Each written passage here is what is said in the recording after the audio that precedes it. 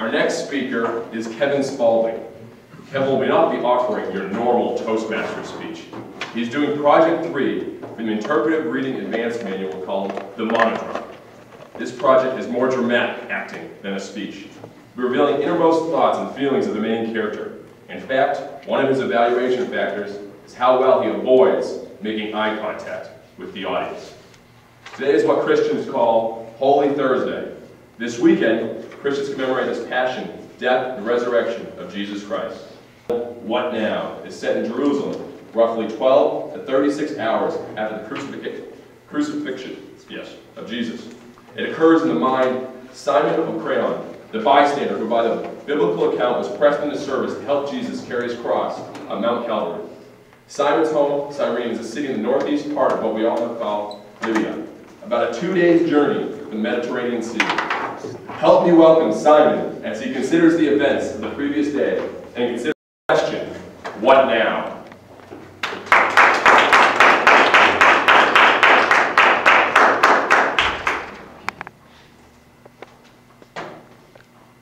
What happened? What did I do? Just more importantly, what now? I thought this Jesus the Nazarene was supposed to be the Messiah. At least a good prophet.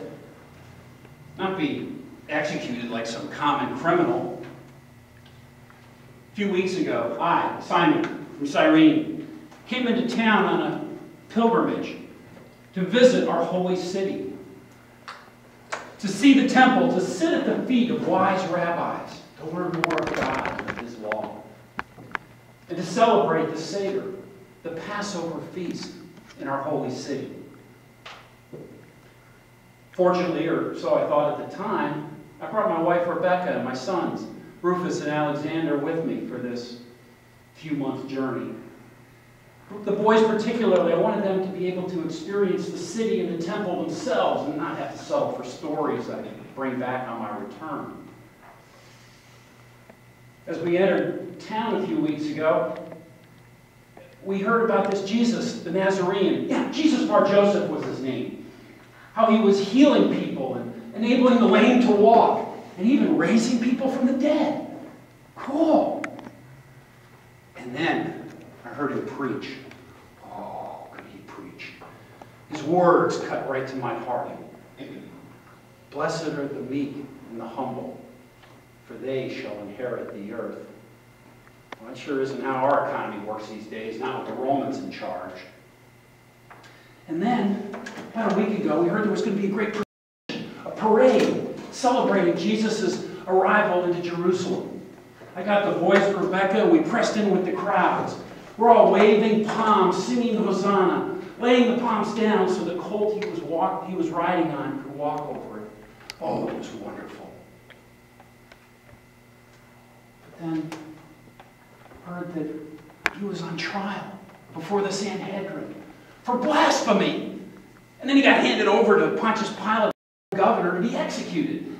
I can't believe it. I had to get one more glimpse of this man whose words had touched me so deeply. A man who spoke more of God as his Abba, his Father, than as God. I got the boys and Rebecca, and we pressed in with the crowds along the Via della Valle, or that's what the Romans called it. We heard women weeping, and then saw Jesus carrying the cross being marched out of town by the soldiers. It was obvious he'd already been tortured mercilessly. His cloak was redder with blood than it was of its original color. His head was wrapped in thorns. What could justify such treatment? As he arrived near me, our shadows crossed, and then suddenly his knees buckled, and then so much as a blur. Someone grabbed my arm and said, "Come here!" And then words will be etched into my heart for eternity. Help this poor bastard carry this thing, or he's not going to live long enough for us to crucify him. As I fell down next to him, our eyes met. Our eyes met. I saw pain. I saw fear. I saw love. I saw eternity. And crack of leather across my back, mostly on his. "Get going, you swine!" Hey, what did I do? I thought, but I dare not say. I didn't know if I'd be able to lift this cross with whatever little strength he could add. And then whether the wood wasn't as heavy as I thought, or perhaps God gave me more strength than I knew I had, I was able to lift it without much difficulty. As we trudged along, I heard his labored, heavy breathing. I reflexively put my arm around his to comfort him. He gently leaned his head on my shoulder and said, "Shalom, thank you." Those thorns should have pierced my skin too, but they were as soft as the wool on a newborn lamb. How can that be? As we arrived at the top of the hill, the soldiers grabbed him, stripped him quickly, and pushed him down on that cross. I just stood there in shock. As they were preparing to pound the spikes into his arms and his feet, he looked back over at me and mouthed the words, "Shalom, peace be with you." Peace be with me? Peace be with me? How could peace be with me at that point? Here I was watching the most peaceful man I'd ever seen in my life, in fact, the holiest man I'd ever met, have his life so unfairly ripped from him. How could peace be with me? I staggered back into the crowd where Rebecca and the boys had been following at a safe distance. I hugged them, stunned. Jesus was raised on that cross and died a few hours later. A thunderstorm came quickly. I led my family off to shelter.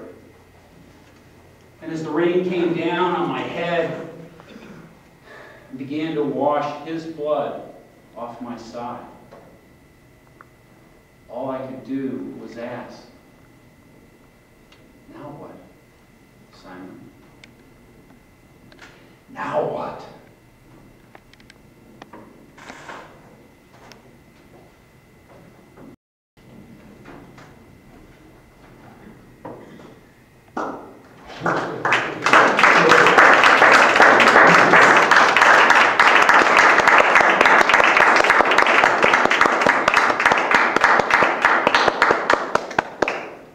And now what?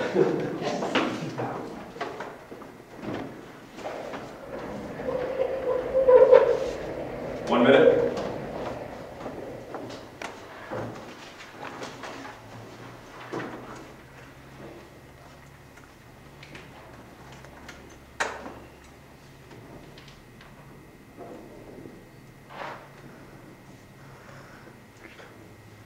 I'm actually speechless. How much of it really hard to believe. And yes, Jesse, you should still go to church on Easter Sunday. So there, that doesn't help. That's right.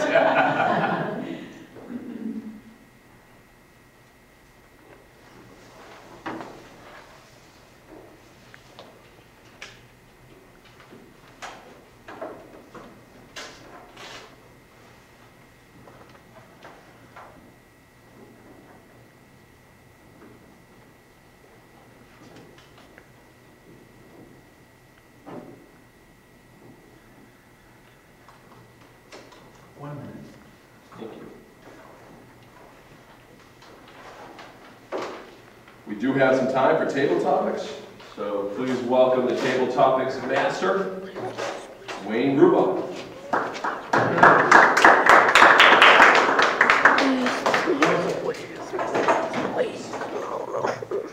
Since we are coming on the Easter weekend, and there's Kevin has so graciously given us the religious aspects.